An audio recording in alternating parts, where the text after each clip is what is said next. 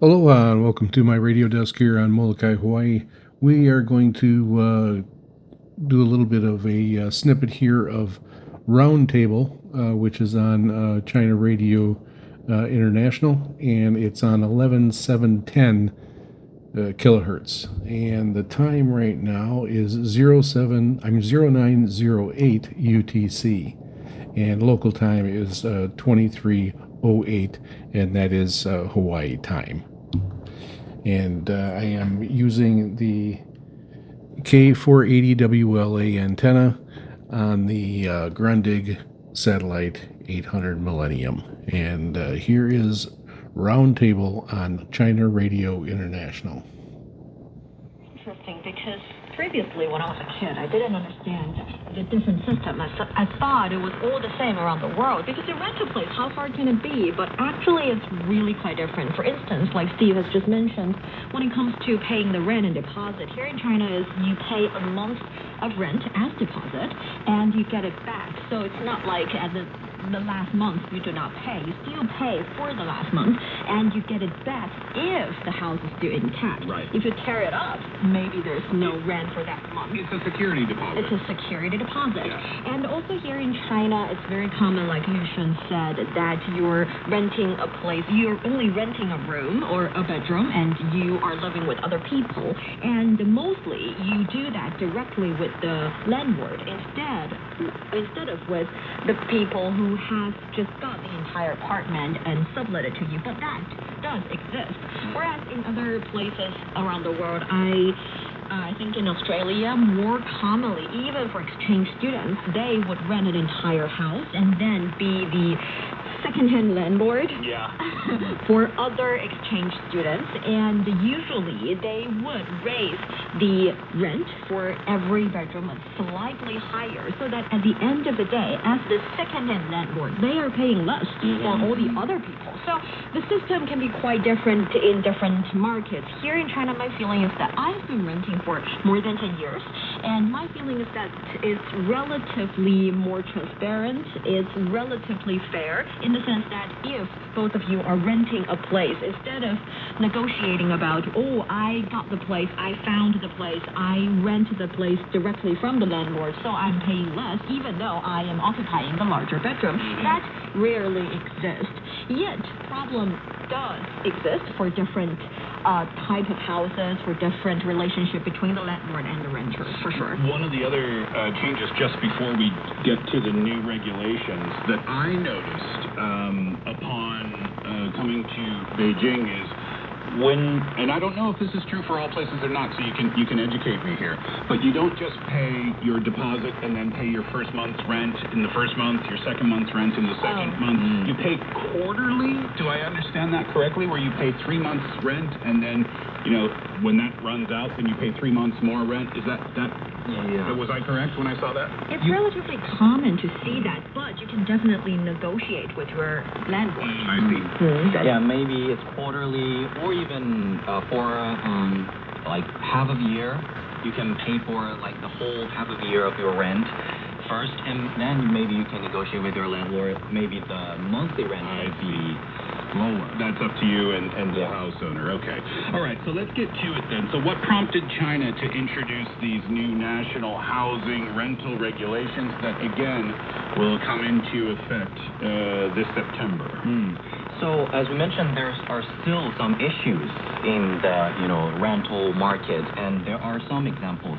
And one quite popular, or just like sparked a lot of discussion, one is 串串房, which means the old apartments that get some quick refurbished. Yes, right after the people who just moved out, and then when the landlord are doing these kind of things, the raw materials they use for refurbishing may be not that good, and then which is not safe for the following renter, right? So examples like this, and also renter experience kind of became a hot topic online after the landlord used spotlight to inspect the apartment during move out and demanded over 10,000 yuan in damages. Which is probably the deposit, I would think. They'll give all of the deposit back. That happens in Canada, and I've seen it happen in Korea too. And this is, that's a tough one because you signed this contract saying, this is the state of the apartment when I move in. Yeah. And then if the landlord is being unfair, at the end of the contract they can say, oh, but this scratch wasn't here and that scratch wasn't there, so you're not getting your deposit back. Yeah, that's a common complaint in many parts of the world. Yes. Yeah. And as a veteran renter, there must be different types of problems you will encounter, mostly because of the relationship between you and the landlord are very depending on the situation. For instance, as a renter, you might, when you decided that I'm stop renting, I'll go find a different place, at the very last month, it is possible that the landlord would require you to give them access to the room so that they can take potential future renters to see the situation. It's totally fair. Yet, if they come, 3 times a day, it's definitely a problem. And as a landlord, if your renter tells you that they want to stop renting the minute before they leave, it's definitely also a problem. Or if they say, I will move out by the end of the month, but they don't, it is a problem. If they do not pay for the electricity or water they use and they just decided not to do that, it's a problem. If they trash the room, it's a problem. So problem does exist in different scenarios. And on both sides. On both sides.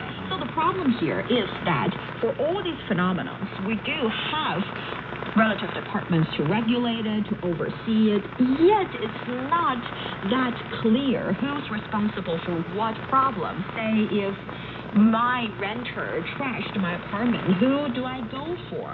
Who can help me deal with the situation? Or if for some other problem, if my renter is staying in the apartment but being very, very loud and annoying all of the neighbors who are essentially my neighbors and they complain about the situation, who should I talk to? So these are, I think, essentially result in having a new regulation, making things very clear about who's responsible for what kind of problem, and if I have problem, who should I go to solve it? Yeah, and from the rentee's side, things aren't working in the apartment and the landlord's not being responsive.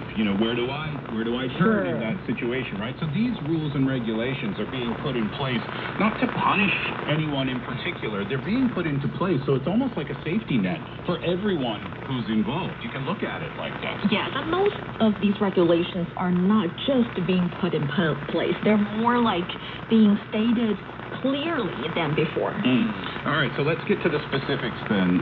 What are the highlights under the new rules? Yeah, first of all, this is a new rule and regulation that is going to be taken into effect at the date of 15th of September.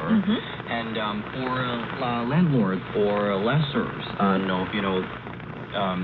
no non-residential spaces cannot be rented as homes, and that is the situation when, back then there are, people or landlords using, like, let's say, kitchen or living room and turn these rooms into bedrooms, and not telling the renter that they are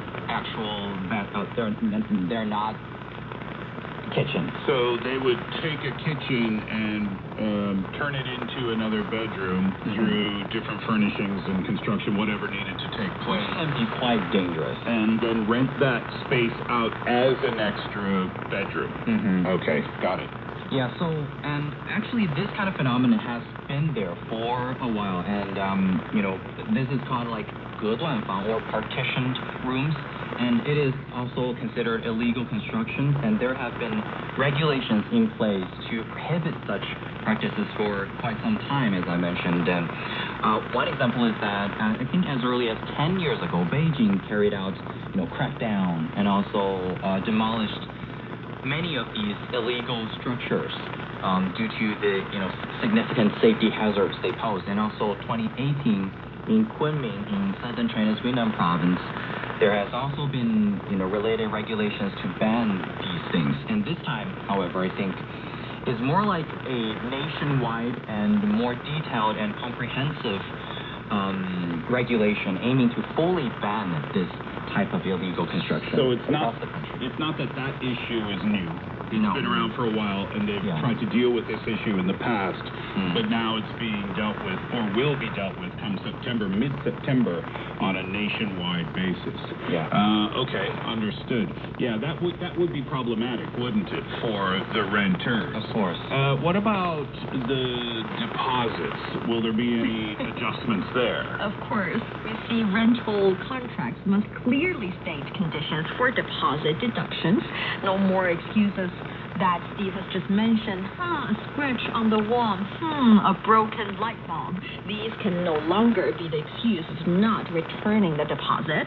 And also, landlords or rental service providers can't barge into the rental unit whenever they want, even though their excuse is that you stop renting, I need to show the place to people. That can no longer be the excuse. And when it comes to different relationships, we see good landlords, and we see sometimes some fishy landlords. They refuse to change, for example, a broken lock for you, or they want you to pay for it, because while we're negotiating the contract, you have to, it is stipulated that these terms need to be in the contract. It's actually saving trouble for both ends. Yeah, and it's things that you should think about when you're signing a contract in the beginning, right? Make it very, very, very clear. Even if it's in the contract, sometimes contracts can be confusing, right? So just don't be afraid to ask questions and make it clear for yourself and for the landlord, too. I understand the aspect of the landlord wanting to come into the apartment when you are going to be moving out, because they need to find somebody. That income that they had from you is now gone. It went from 10 to 0 essentially. So they need to find somebody to come in there. So I understand both sides. Yeah, if you're 6 times a day, then obviously that's going to be problematic. But if the landlord can't get in touch with the person who's renting, say, oh, sorry, I'm never home. Yeah, I can't, and you can't go in there if I'm not there. Well, then that's not exactly fair either. And also, there are more detailed and intricate situations for different renting relationships. For instance, here in the Chinese market, there are some houses saying that they only rent to single girls. So you cannot bring your boyfriend in because you will disturb other renters.